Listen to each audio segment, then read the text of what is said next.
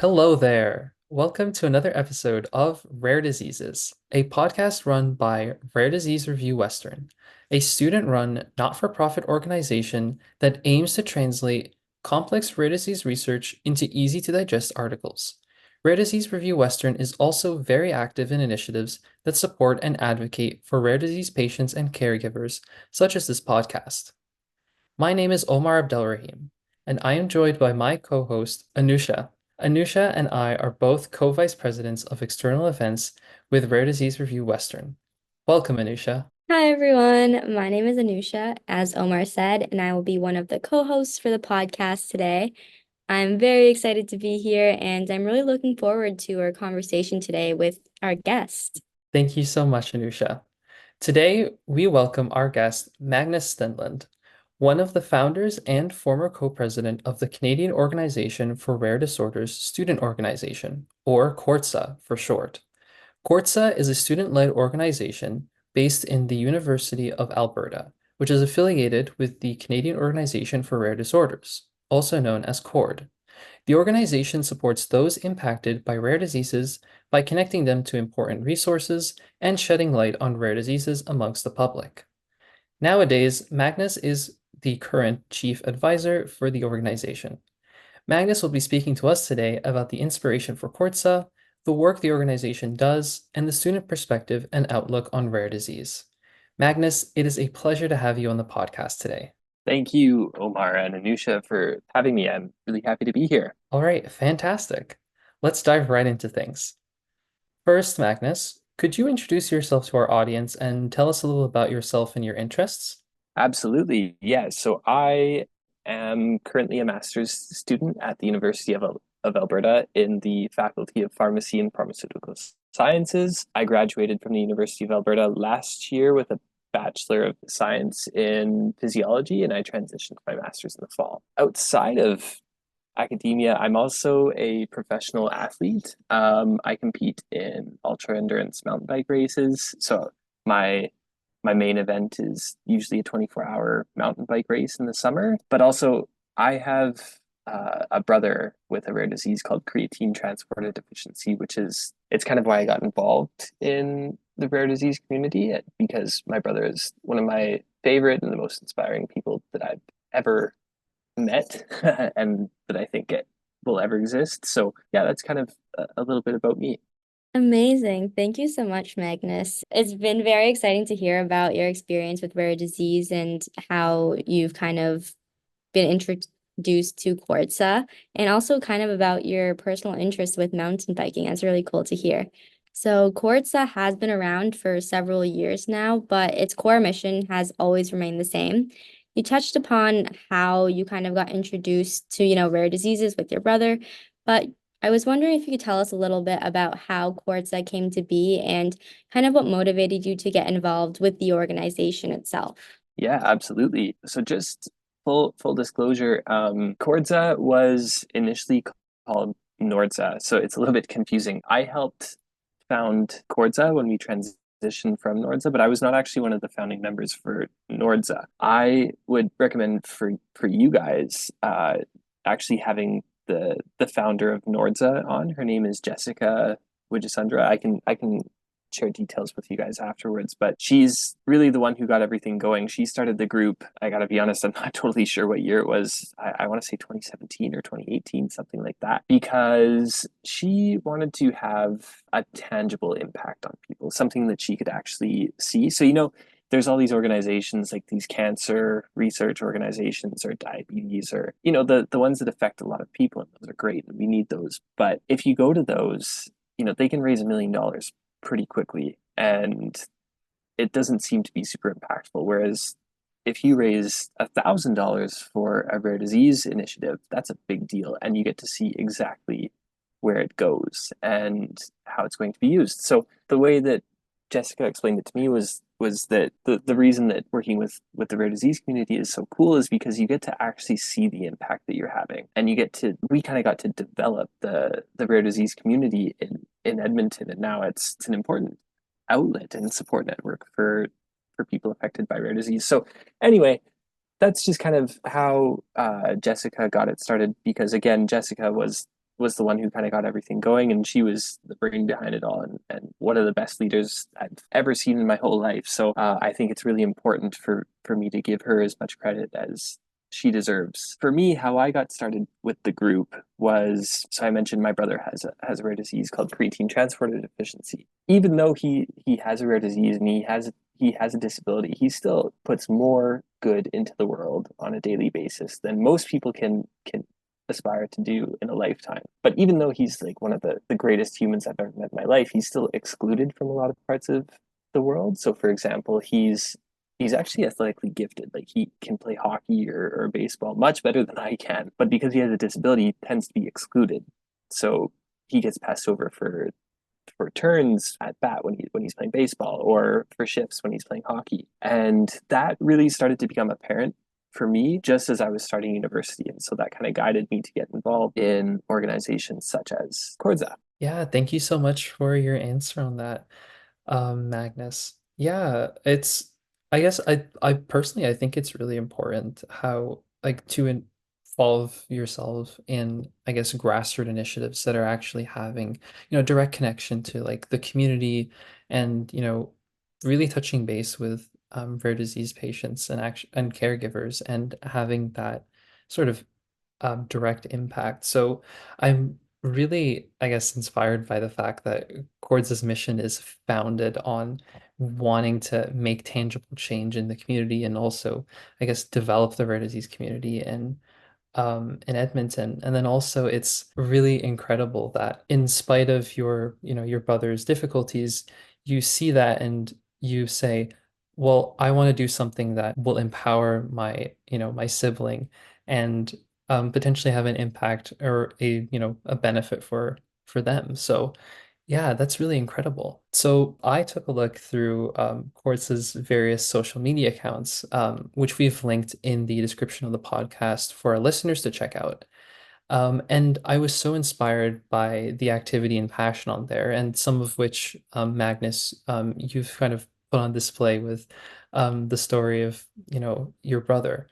So, in your opinion, what does it mean to be passionate about rare disease? And is there one definition of this passion, or can it be approached from multiple angles? That's a great question, and I think that the way that you ask it here, like, are there multiple angles to this? I think that that's a really good way of looking at it, because in my opinion, there are. The first way that being passionate about rare diseases starts is kind of being immersed in the rare disease community. So connecting with people that are affected by rare disease, not only the people that have the rare diseases, but also the caretakers, the caregivers or care partners, because they have just as important of a role and they can provide just as much perspective as anyone else in the community. So I think that immersing yourself in the community and with everyone in the community is really important. And on top of that, on top of the perspectives that, you know, people with rare disease and their caretakers provide, also the strength of the rare disease community and the resilience that they provide. I think that once you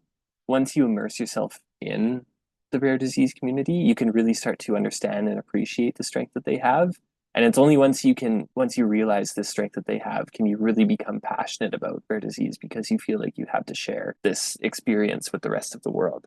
So that's one way of looking at, being passionate about rare disease. But there's also being empathetic toward people that are affected by rare disease is also super important. And that starts with initiatives like this, where you share the stories of the people that are affected by rare disease, and you share the research and basically trying to get the stories out so that more people understand, or more people want to understand, or more people can connect with the experience that people affected by rare disease are going through. I think that's a really important part of, being part of the rare disease community is it sharing the stories so that people can empathize with these situations. But like I mentioned, I think that being passionate about rare disease really goes beyond the patients. I think that it's important to recognize the caregivers.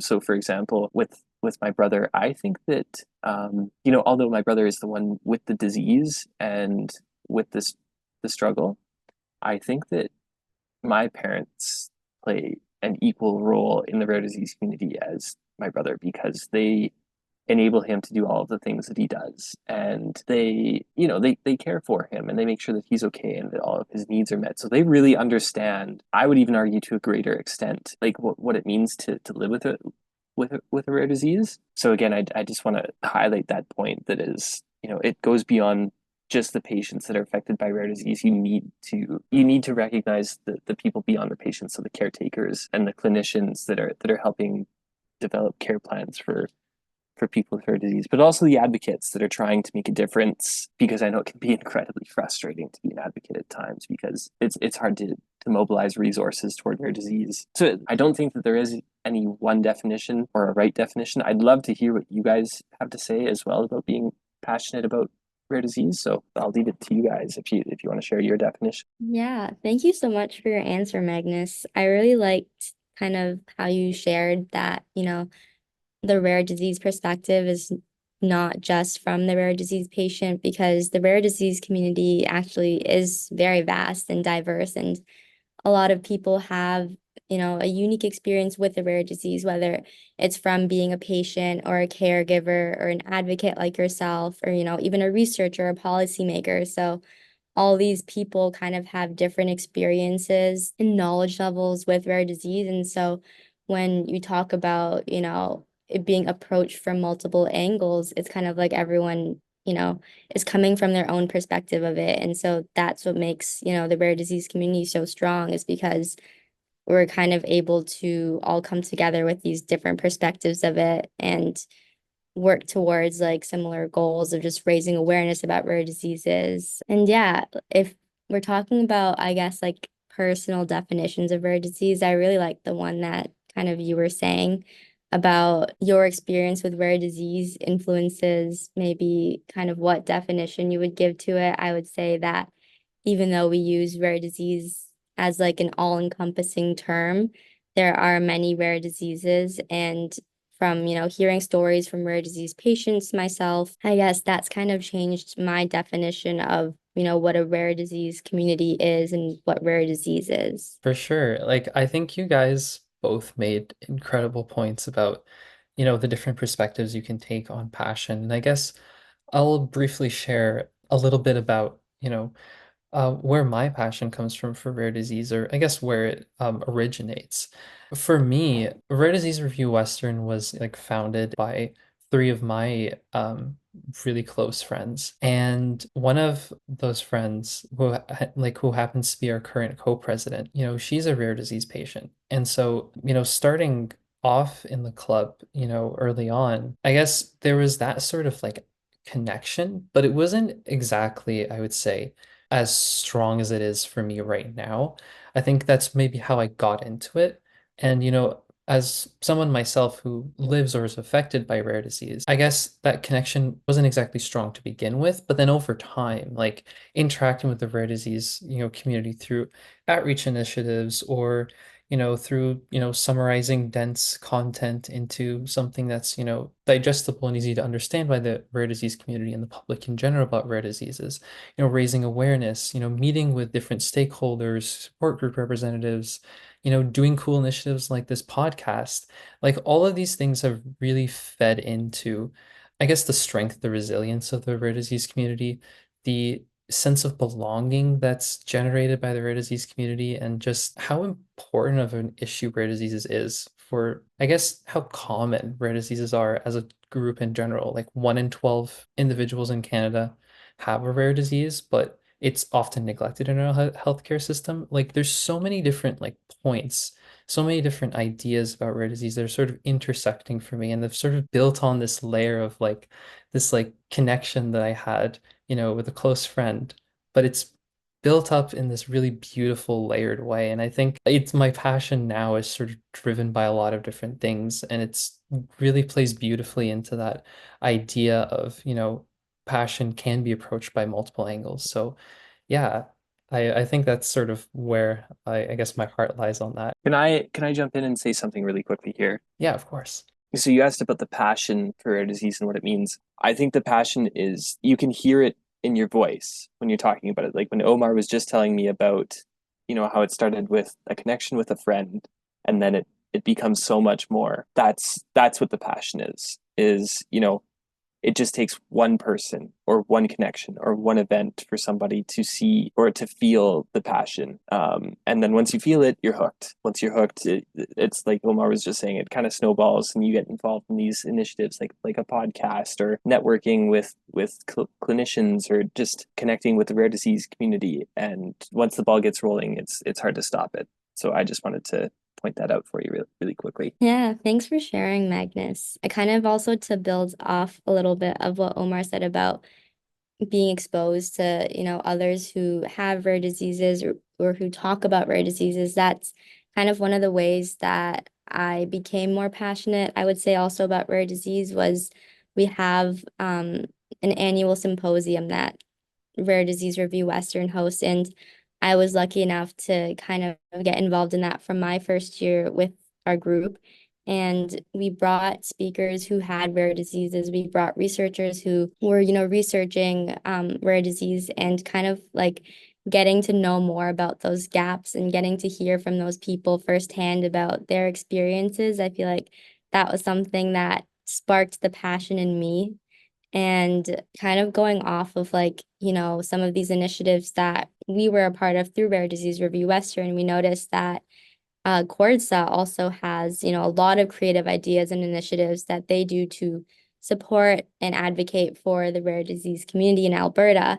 And so we were just wondering, how does CORDSA maintain the engagement with rare disease among its members and with the broader campus and, the local communities? That's a really important question, but it's hard to give a super concrete answer to it because the rare disease community is so fluid. Like things change so fast, and we have to respond basically to what the rare disease community needs or what they want, and just kind of what's going to work for them and what's going to work for us. So I think that for this one, a rare disease might be rare, but rare disease itself is not rare. Like Omar mentioned, 1 in 12 Canadians has a rare disease. I think that it's important to kind of touch into that. And once people realize that rare disease itself is not rare, there's a lot of potential. So there's a lot of groups that are focused on like specific rare disease or rare diseases or like a group of diseases. So for us, the easiest way to stay involved and engaged in the rare disease community is to do as many things as we can with as many different groups. And that way we not only are we keeping ourselves engaged with the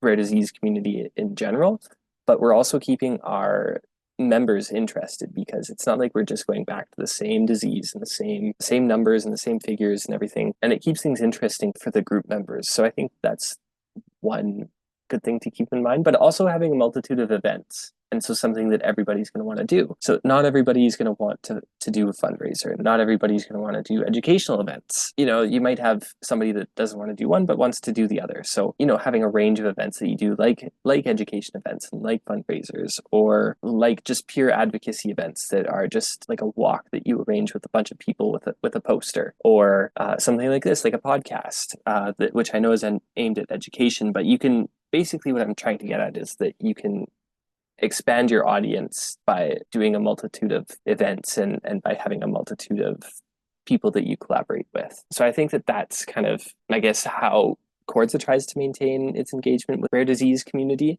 is by just collaborating with as many different groups as we can and doing as broad of a range of events as we possibly can to keep everybody engaged, whether it's the patients or our members or the caretakers, and just having something for everyone.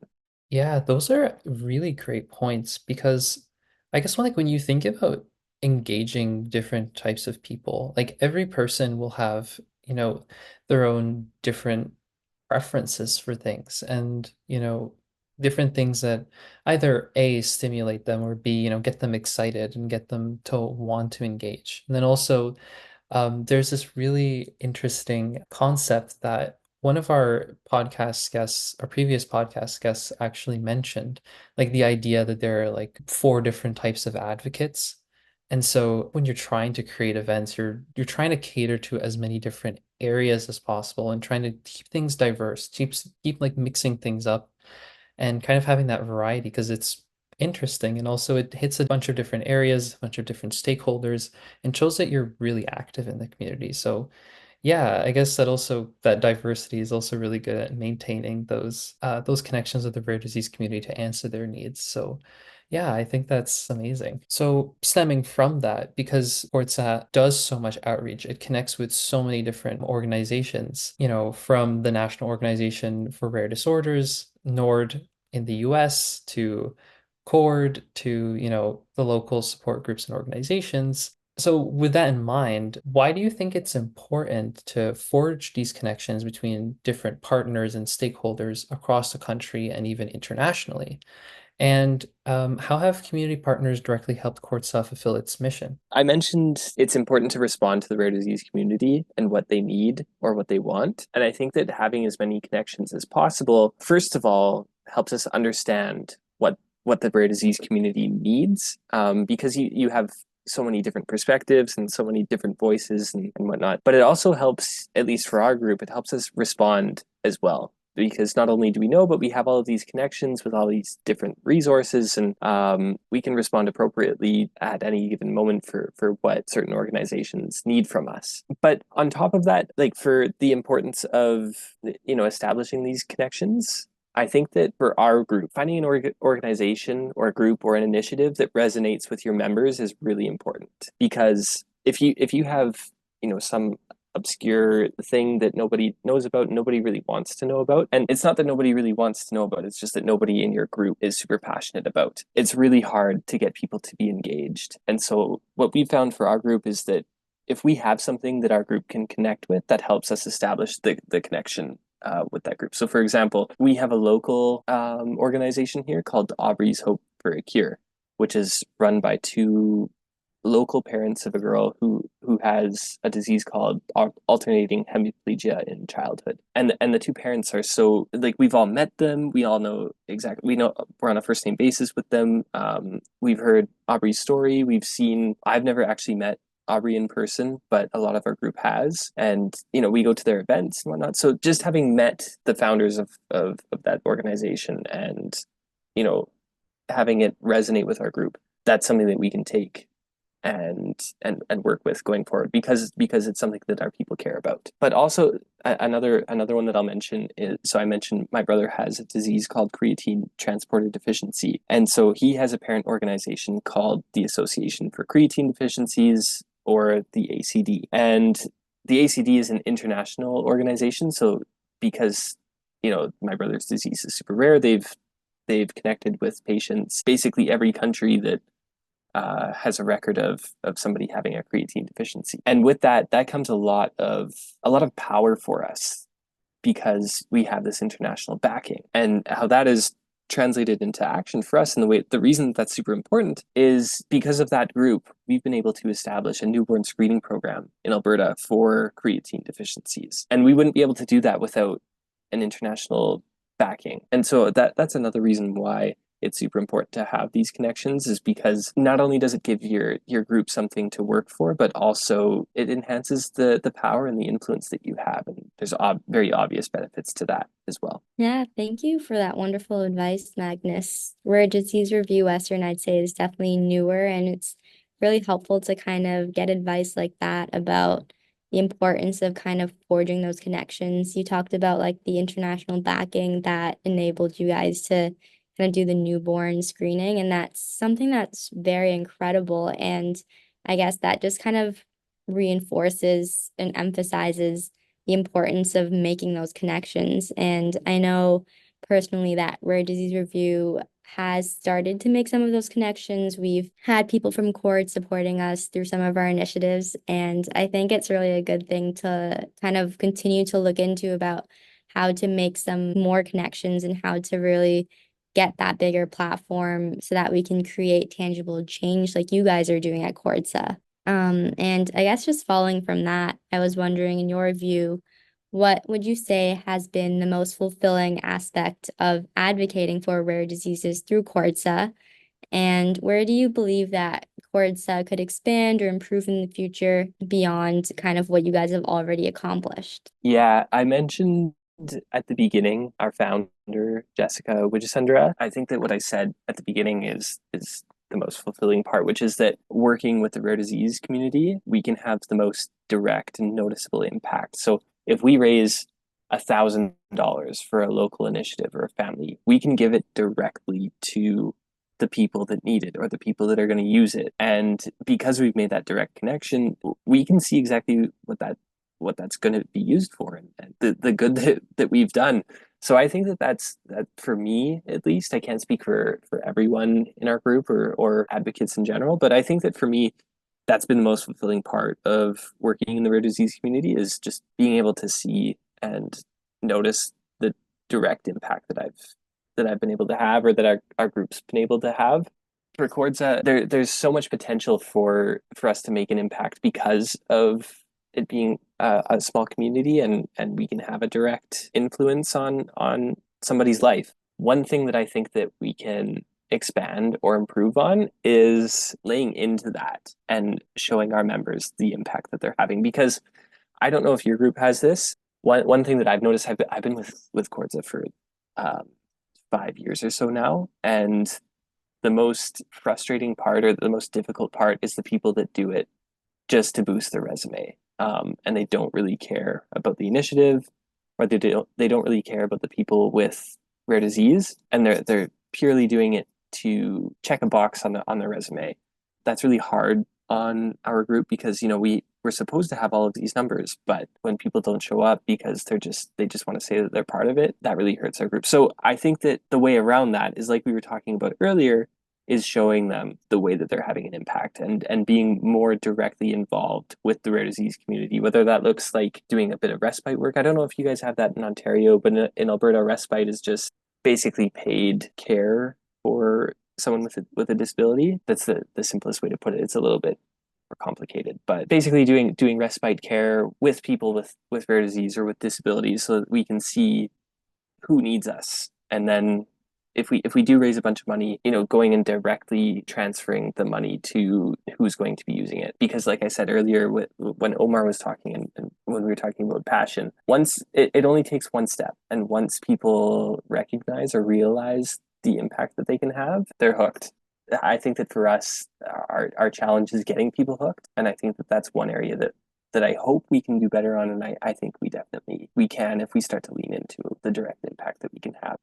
I think from the perspective of Rare Disease Review Western, and I definitely won't like name any names or anything, but like I think similar to what Courts has maybe been experiencing as well. Like I mean, like our organization has also been going through those sorts of ups and downs with individuals perhaps not being as into it or being as committed to it as we perhaps were hoping for them to be, right? You try to build up an organization, you give everyone the tools to, be the passionate advocates that they can be, but yet they're not exactly leaning into those tools or utilizing them.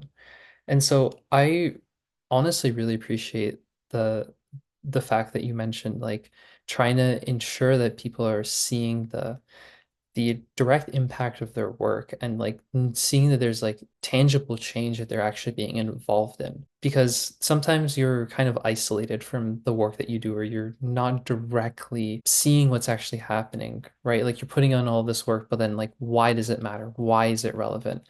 And so I think like it's super cool that Quartza is trying to expand into that and trying to say, okay, we do all this great stuff. How can we translate that to our members and make sure that they're able to feed that into their passion? So yeah, I think leaning on that most fulfilling point and then like making it flourish in the perspective of Quartza is really great. And I think that's something that perhaps Rare Disease Review Western could definitely look into.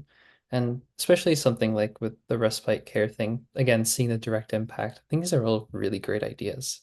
So I guess with that in mind, because the theme of this episode is about student advocacy efforts for rare diseases, we wanted to ask you, why do you believe that the student perspective on rare diseases is so important? And what are students able to contribute to the discourse, healthcare experience, and policy related to rare diseases? Yeah, I think that for students, again, I can't speak for everyone, but this was kind of my experience, that I didn't realize how much power I actually had, or how much power I could have.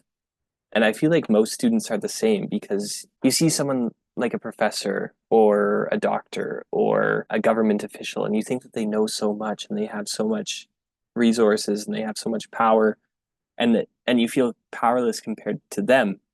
But the truth is that you have at least as much power as they do as a student, because you're the one that's actually on the ground. Yet, like, you're the one that's actually doing the work. You know, a lot of these initiatives that we're talking about, we were talking about doing fundraiser events or education events, or even just this podcast right here. Like, this is volunteer work, and most of the time, the volunteers are the students. So again, like the students have all of the power because they're actually the ones that are doing the work, and they're in direct contact with the people that we're trying to help or the people that we're interacting with. It just is like a quick example of this. Like, if our group wants to raise a bit of money for an event that we're going to have, or if we want to raise a bit of money to give to an organization so that they can do a bit of research, or whatever it is, and we want to host the fundraiser, it's all students. So all of the students are the ones that are actually doing the work and ultimately contributing to whatever the initiative is. So I think that for students, we have to realize the power that we have, because we contribute a significant, like our contributions are significant, and we need to realize that, and just understand that students are needed for all of these initiatives to happen. But also, students are the most open-minded. Students have a lot of ideas, and students are often the most resilient. So I think that it's important for students to be involved, because, like, with this resilience, a lot of students have a lot of really great ideas. And so kind of pairing the open-mindedness with realizing how much power you have as a student can have a lot of benefit, because if you go to a meeting with a bunch of people that are trying to arrange something or do a bunch of research, if you contribute an idea, like, that's the ultimate. People want to hear our ideas, and people want to know what we have to say. And so again, it really just comes back to realizing the power that we have in the rare disease community and in making these decisions. Yeah, I really appreciate that answer, Magnus, because I know a lot of the times when I guess you're thinking about being a student advocate for anything, I guess your main concern or one of your concerns would be, well, how much can I really, like, how big of a difference can I really make as, just a student who doesn't have maybe as much power, authority as like a clinician or a policymaker, if you're looking at it from that aspect. But students actually do have a lot of power. And I feel like the fact that you also are surrounded by other students and you have this entire community, for example, like when you go to a university, there's so many other students who probably share your views and kind of want to advocate and support you in your advocacy efforts.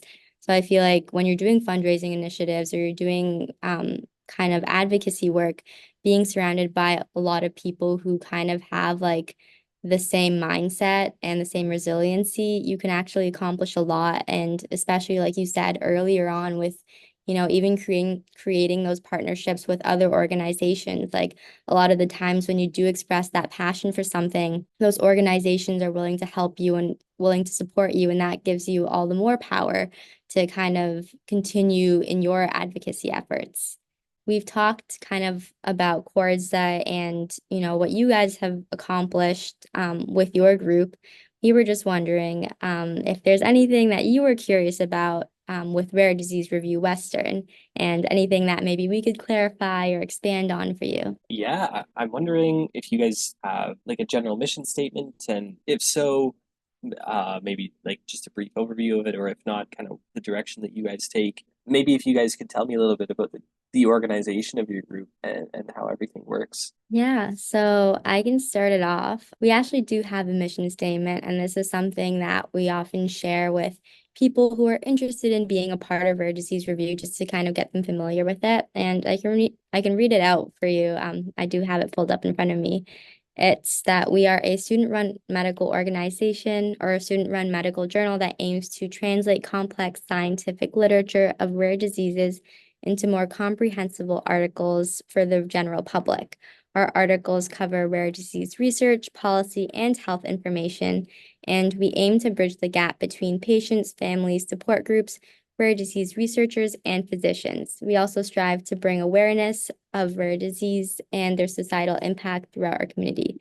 So, kind of going off of that, we do have several initiatives that we do to raise awareness about rare diseases within our community, but also we have the Rare Disease Review Medical Journal. So, the medical journal basically just includes articles that are written actually by students researching. So, they go through all of these scientific articles that are talking about rare disease, maybe the mechanism or like policies about rare diseases, and they make it into a concise version where it's easy to understand by someone who may not have a background, in the sciences, so that people who are maybe newly diagnosed with their rare disease or just want to learn more about rare diseases can read those articles and just become more knowledgeable about that without having to go through, these scientific articles themselves. And then on the awareness side, I guess we are at Western University, our group does a lot of initiatives to kind of raise awareness within our community. So something that we've been doing every year since the organization was founded was, I mentioned this earlier, was a rare disease symposium. And that's basically a chance to bring a lot of people who are in the rare disease community, whether they're researchers or whether, they're rare disease patients. And we give them a platform to kind of share their experiences either with the rare disease or working in the rare disease community, just so that we can raise awareness from, all the different perspectives that are in the rare disease community. And then we also kind of have like, our own fundraising efforts. And something really cool actually that we did this year was that we partnered with rare disease patients and we asked them to submit artwork about what they think rare disease means to them. And we kind of transformed that artwork into stickers and we incorporated them into care packages. And we were basically selling those care packages as a fundraising initiative at Western. And that's something really cool that I got to be part of this year. But I'll turn it over to Omar if you want to expand on anything else. Yeah, of course. That was beautifully said, Anusha. Thank you. I guess to even take a little step back, so Rare Disease Review Western is just a branch of, I would say, a parent organization or the original organization, Rare Disease Review. And Rare Disease Review is an organization that was based in Toronto, the University of Toronto. And it was like, it essentially started off as just a student-run medical journal, where it did exactly the same thing as what Anusha mentioned, translating complex scientific literature into easy to digest information for rare disease patients, caregivers, and the general public. I guess over the years, there was a McMaster branch that was created. And then with our three co-founders, Victoria Charawala, Ovianantha Krishnan, and Lena Lombo, we created Rare Disease Review Western. What ended up happening, unfortunately, to Rare Disease Review, the original organization, that sort of dissolved, but the two branches have continued to exist, and we keep very close ties with the McMaster branch, and sometimes we do collaborations with them. So this past year we actually were able to invite some of their journal article writers to our symposium to talk about some of the research that they've been doing on specific rare diseases, right? So it's not only that we're working within the London community, we're also able to have those connections between cities, so between London and Hamilton. Then also, we are also a court affiliated organization as well. So, as Anusha said, like we have some of those connections with Cord, and we sometimes have them on, webinars, or we invite them to symposiums that we're holding. So the structure of Rare Disease Review, it started off as that medical journal, just purely translating scientific literature aspect, and then branching out to something beautiful, that whole outreach division that we're developing every day, and we're trying to incorporate new ideas, respond to the needs of our own London community, and working with really incredible and inspiring community partners from the hospitals and other, rare disease support groups within London. So, yeah, really the best way I can describe rare disease review at this point is sort of like a small network. And as we continue to make these connections, like with CORDSA, for example, through this podcast, like we're ever expanding that network. And I think that's one of the beautiful things about the rare disease community is that we're always laying down bridges and like connections between different organizations. The organizations are the nodes, but then we're keeping those connections tight and making sort of a web. No, that's great. And you guys asked me this, so I'm going to flip it on you guys. What's your favorite part about working with, I guess, the rare disease community, but also Rare Disease Review Western? I'd say one thing that I really appreciate with working with Rare Disease Review Western is that everyone that is in our group kind of has like their own story about how they became interested in, rare disease advocacy. And there's so many great ideas, even within our group. And because we are kind of like a newer group, is really cool to kind of explore some of these different ideas and some of these different initiatives and see what's working in the rare disease community in London. We also have gotten the opportunity to kind of speak to so many rare disease patients. We actually had a podcast interview earlier with a rare disease caregiver. And so it's really cool, I think, being exposed to so many people in the rare disease community through this organization and being able to hear these stories, but then also listening to like the cool ideas that everyone has about different ways to be an advocate and kind of coming up with new strategies and initiatives that we can do to improve our advocacy skills within rare disease. Yeah, and I guess for me, one of the most fulfilling things is just being able to see the worldview of different people in the rare disease community, and especially like patients and caregivers, because they are some of the most resilient, strong, connected, and I like independent, knowledgeable, like so many things about these people in the rare disease community. They transfer a lot of inspiration to me, right? Just being able to interact with them and to listen to them and to learn from them, learn about the healthcare system, learn about the gaps in the healthcare system, learn about what's working, what's not working, learn about their needs, how they're coping with these sorts of things. Like at least for me in doing all of these things, I think there's part of the fulfilling aspects of it is that I can kind of see that direct impact that I'm having, as you said, Magnus. But then also like being able to have all these connections with different individuals and learning all the time and expanding my worldview and like my knowledge and sort of like getting that exposure, as Anusha said. So for me, it's a mix of things. I don't really think I can pinpoint like one singular fulfilling aspect. I think it's like with rare diseases, it really is like a package of things. And I think that's sort of like there's a lot of takeaways from my work with Rare Disease Review Western and the rare disease community in general that I can have essentially. It's awesome to hear the passion in both of your voices. And as as I mentioned, I've been part of this for a while now. It's nice to know that it's picking up momentum, and it's really cool and exciting for me to see that. And I hope that you guys continue to be involved in the rare disease community. And if there's ever any way that I can help you guys or your group, please don't hesitate to reach out. Yeah, thank you so much, Magnus. We've been, or at least, I mean, I'm pretty sure I can speak for both of us.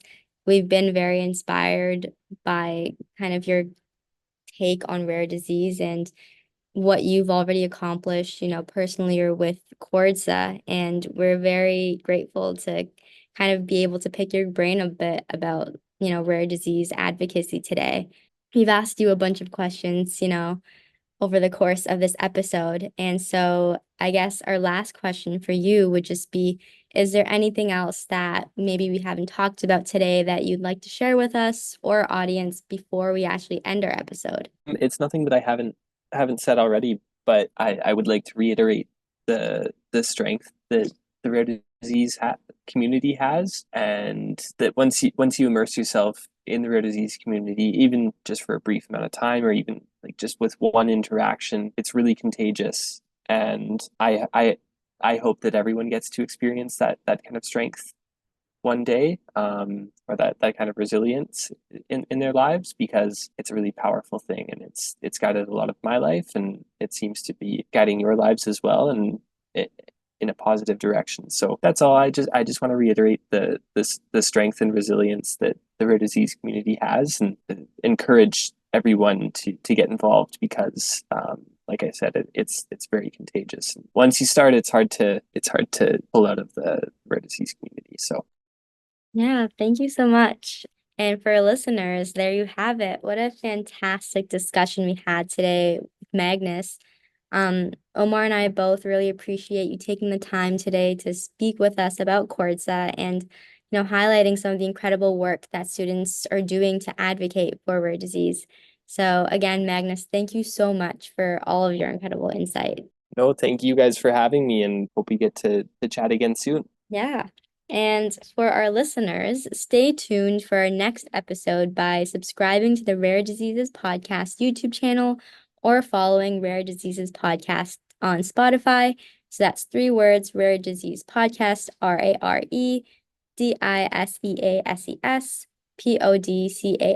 Rare Diseases Podcast. So check out the description of this episode for the link to the Rare Disease Review Medical Journal and our social media pages.